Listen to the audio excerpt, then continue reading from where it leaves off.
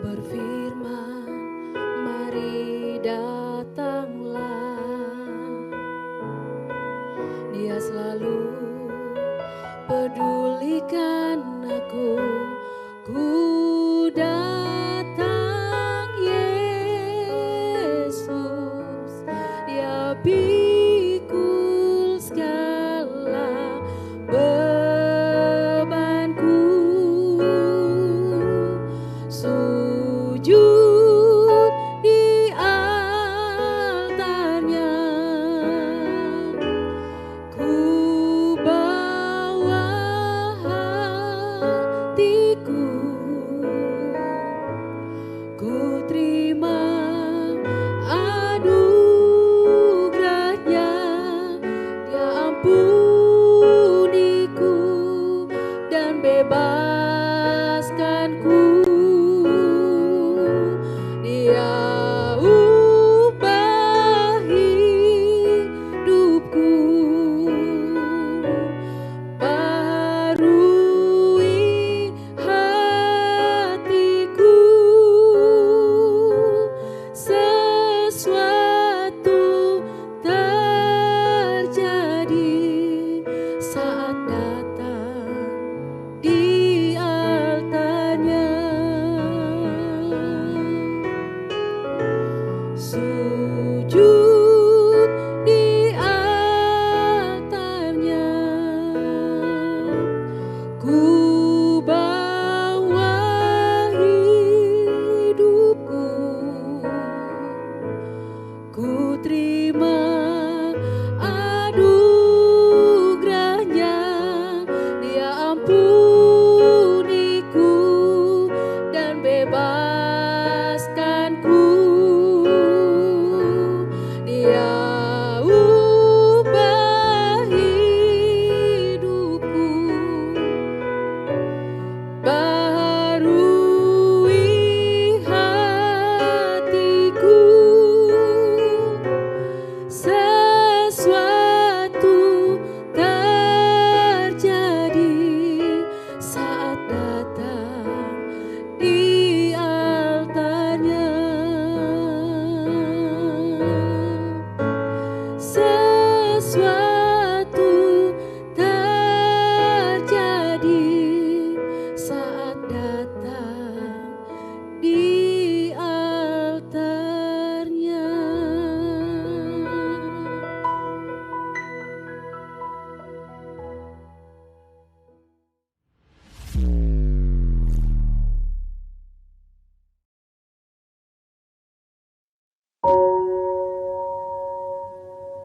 Shalom, selamat jumpa kembali kita dalam sermon pagi hari ini. Sebelum kita masuk dalam renungan firman Tuhan, mari kita satu dalam doa. Bapa kami dalam sorga, terima kasih untuk kesempatan yang Tuhan masih berikan bagi kami untuk mendengar, belajar kebenaran-Mu Tuhan. Biar kebenaran firman itulah yang menjadi kekuatan bagi kami, menjadi penuntun bagi kami dalam kehidupan keseharian. Iman kami boleh bertumbuh, kami boleh kuat di dalam Tuhan. Terima kasih Tuhan, Kau memberkati kami semua, berkati pendengar semua. Dalam nama Tuhan Yesus, haleluya, amin. Saudara dikasih Tuhan, sermon kita pagi hari ini saya beri judul menghasilkan buah yang baik. Saya ambil renungan dari Injil Yohanes pasal yang ke-15 ayat 1 sampai ayat yang ke-8. Saya baca, demikian bunyi firman Tuhan. Injil Yohanes pasal 15 ayat 1 sampai ke-8. Perikopnya, pokok anggur yang benar. Akulah pokok anggur yang benar dan Bapakulah pengusahanya. Setiap ranting padaku yang tidak berbuah dipotongnya, dan setiap ranting yang berbuah dibersihkannya, supaya ia lebih banyak berbuah. Kamu memang sudah bersih karena firman yang telah kukatakan kepadamu. Tinggallah di dalam aku dan aku di dalam kamu. Sama seperti ranting tidak dapat berbuah dari dirinya sendiri kalau ia tidak tinggal pada pokok anggur. Demikian juga kamu tidak berbuah jikalau kamu tidak tinggal di dalam aku. Akulah pokok anggur dan kamulah ranting-rantingnya. Barang siapa tinggal di dalam aku dan aku tinggal di dalam dia, ia berbuah banyak. Sebab di luar aku kamu tidak dapat berbuat apa-apa. Ayat 6, barang siapa tidak tinggal di dalam aku, ia dibuang keluar seperti ranting dan menjadi kering. Kemudian dikumpulkan orang dan dicampakkan ke dalam api lalu dibakar. Ayat yang ketujuh, jikalau kamu tinggal di dalam aku dan firmanku tinggal di dalam kamu, mintalah apa saja yang kamu kehendaki dan kamu akan menerimanya. Dalam hal inilah Bapakku dipermuliakan, yaitu jika kamu berbuah banyak dan dengan demikian kamu adalah muridku.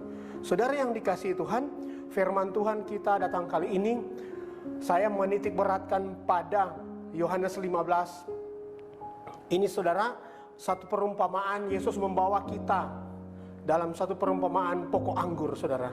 Saudara yang dikasihi Tuhan, Yesus menggambarkan satu perumpamaan tentang pokok anggur. Bagaimana anggur itu berbuah lebat, berbuah banyak. Bagaimana pohon anggur itu ditanam, dipelihara, dirawat. Dan ini sangat masuk akal buat orang Yahudi. Mereka sangat memahami, saudara, akan perumpamaan ini tentang pokok anggur. Karena anggur itu dia merayap, saudara.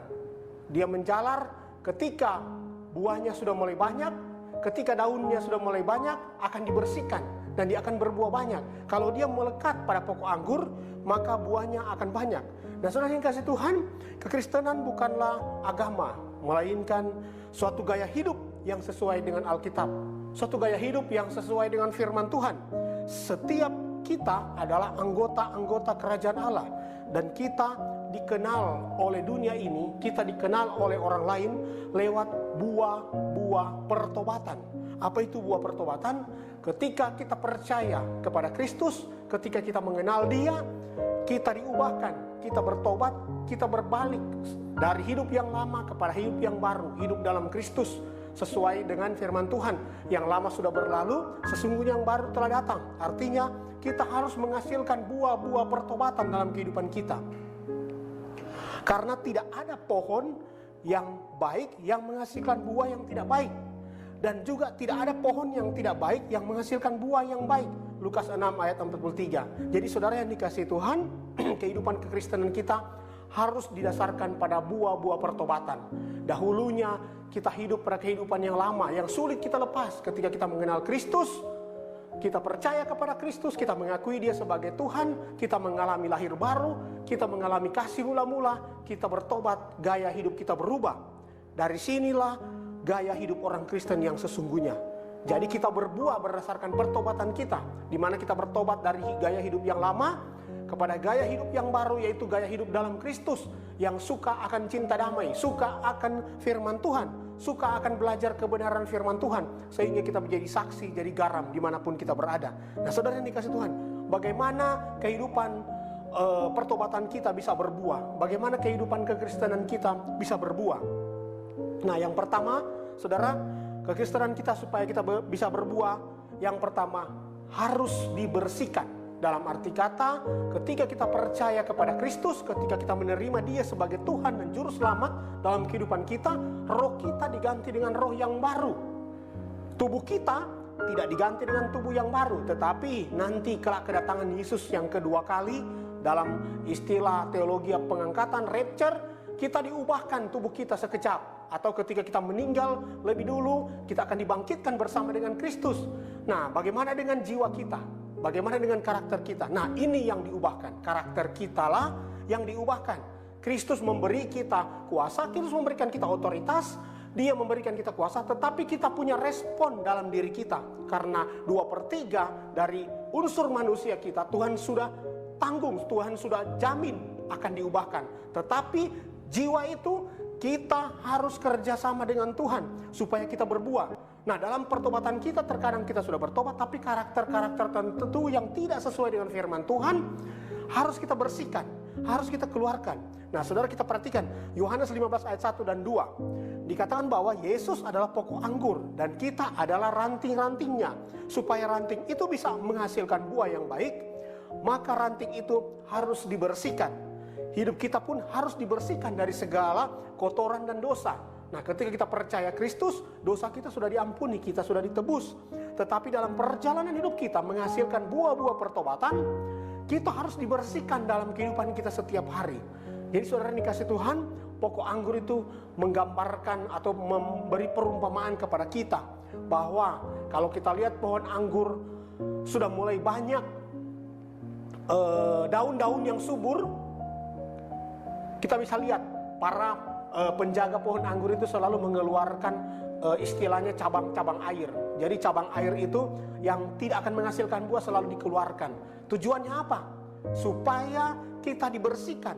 Ketika kita dibersihkan, buah-buah pertobatan itu akan keluar. Jadi saudara dikasih Tuhan, hidup kita dibersihkan dari apa? Dari kekotoran, kenajisan dunia ini. Karena ketika kita bertobat, ketika kita percaya Kristus, kita masih ada dalam dunia yang sama. Dunia yang sama yang belum bertobat. Tujuannya apa?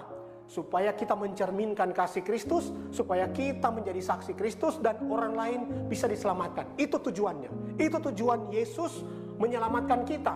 Beda dengan orang yang detik-detiknya sudah mulai masuk ke dalam selesai dalam kehidupan, seperti penjahat yang di samping Yesus disalib, saudara. Ketika detik-detik akhir kehidupannya, dia bertobat, dia diselamatkan. Ya puji Tuhan, dia diselamatkan. Nah, tetapi kita yang masih hidup dalam dunia, yang sudah percaya kepada Kristus, kita harus memasuki suatu proses yang memang rasanya tidak enak. Karena proses pembersihan dari Tuhan itu segala kedagingan kita, keangkuhan kita, kesombongan kita, hal-hal yang tidak berkenan di hadapan Tuhan. Proses ini memang tidak enak, saudara, dan bisa saja menyakitkan secara daging. Tapi percayalah, ketika kita mau dibersihkan, kita mau dengan rendah hati mau dibersihkan dari kebenaran firman Tuhan, dengan kebenaran firman Tuhan, maka kita akan menghasilkan buah. Buah apa itu? Buah-buah pertobatan, menjadi saksi, menjadi berkat buat orang lain. Saudara dikasih Tuhan, ini syarat yang pertama, kita harus dibersihkan supaya kita harus berbuah banyak.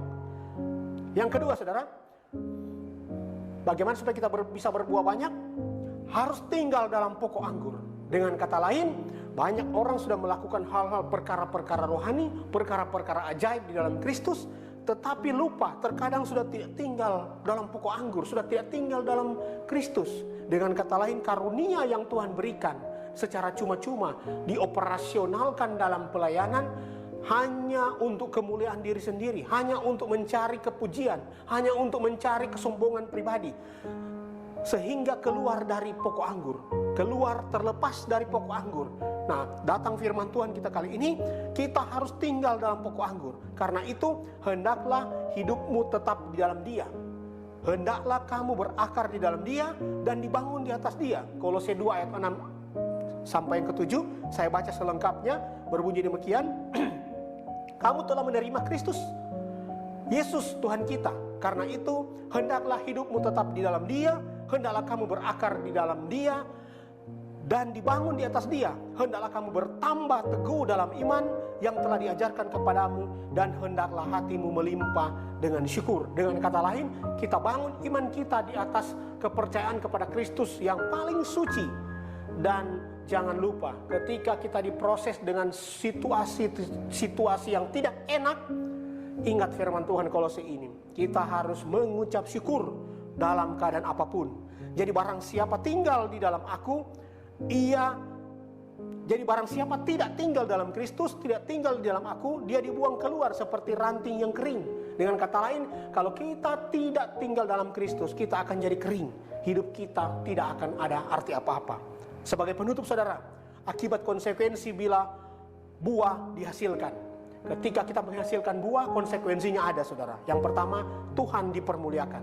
Dalam kita baca tadi, ayat yang ke-8 dari Injil Yohanes, dalam hal inilah Bapakku dipermuliakan, yaitu jika kamu berbuah banyak. Arti kata, jika pertobatan kita menjadi kesaksian buat orang banyak, maka orang banyak itu akan bertobat, akan menyaksikan kebaikan Tuhan dalam hidup kita, dan mereka dimuliakan, dan mereka memuliakan Bapa. Yang kedua, konsekuensi bila kita menghasilkan buah, kita akan menerima apa yang kita minta kepada Bapa di sorga.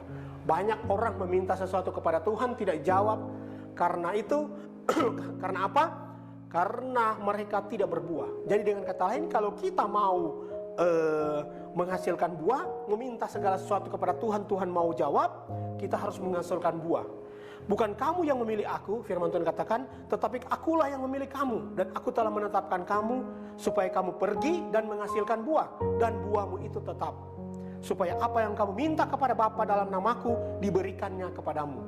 Jadi kuncinya, kalau kita mau meminta sesuatu kepada Tuhan dan yakin dikabulkan, kita harus berbuah di dalam Tuhan. Dalam arti kata buah-buah pertobatan, yaitu jiwa-jiwa yang diselamatkan di dalam Kristus. Amin. Buat kebenaran firman Tuhan, kita berdoa. Terima kasih Tuhan buat firman-Mu mengingatkan kami untuk kami tinggal di dalam Kristus. Dan kami yakin percaya ketika kami tinggal dalam pokok anggur di dalam Kristus, kami akan berbuah banyak. Kami akan menjadi kesaksian buat orang banyak. Nama Tuhan dipermuliakan. Terima kasih Tuhan, berkati kebenaran-Mu, berkati pendengar yang sudah mendengarkan firman Tuhan ini. Dalam nama Yesus, haleluya, amin.